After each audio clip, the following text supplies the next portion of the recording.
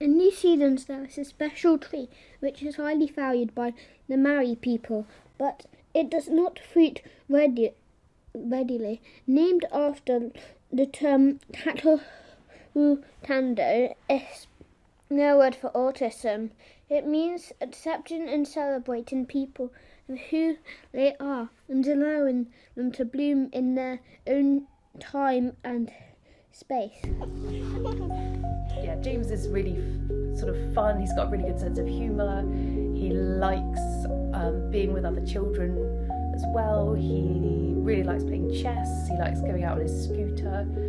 He does a little bit of cooking and things as well, which he quite enjoys. And he used to have quite a lot of challenges around things feeling fair or him not winning, but he's getting much better at coping with that now.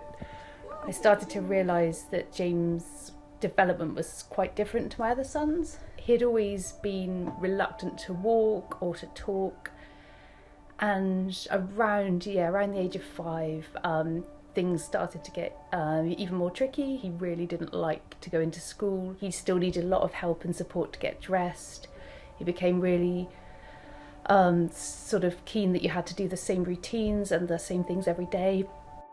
And I didn't really understand what any of these things were or what they meant. And then gradually I became more aware of autism.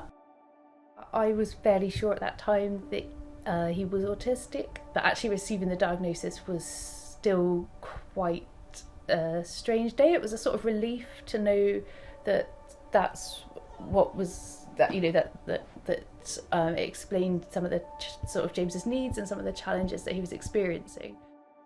That's when we created Jam Up. We initially created a kind of mock-up sort of little digital game for him. It was really simple, just a stick man getting dressed, and James responded really well to it and really liked it.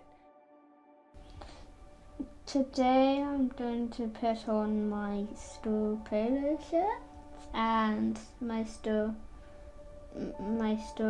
jumper and my Jordan bottoms and my pants and my socks. I prefer to have it in an order so you don't just put on like random stuff and like put on your like pants if your trousers or something.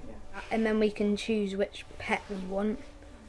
So I would normally choose that one because it's like our dog. Elsie, should we start waking up Star to get dressed? Yeah. Okay. We've woken her up. Socks first. Socks. Put on your school jumper. Well done for getting ready. You can send your pet into space. You can give your pet some pizza. Which one should we do? Got to space. Okay, we're up in space.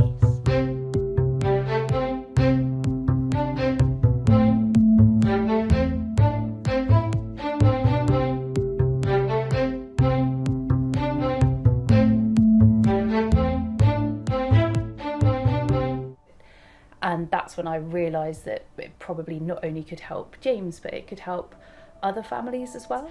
And it was really exciting to get their feedback and hear that it was helping their children be more independent. And it's quite interesting because we've tried to make it as accessible and usable as possible, so children with a wide range of different needs can benefit from it. Harrison struggles with getting ready. If I just say, Harrison, can you get ready? Having the app gives him the prompt.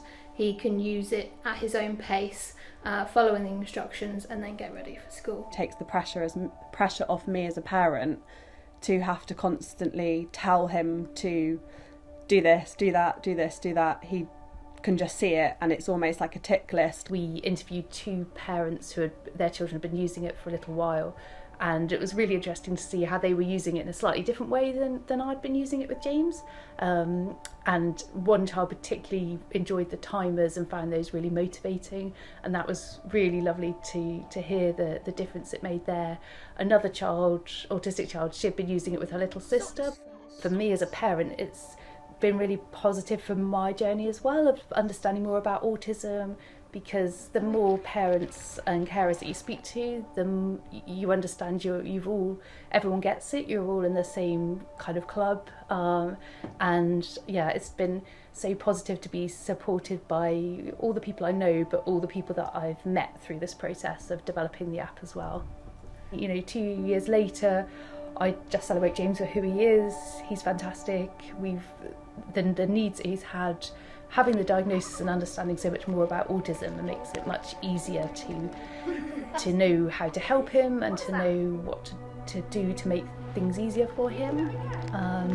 So we've made lots of changes. You know, our expectations are quite different now. We understand where he needs support.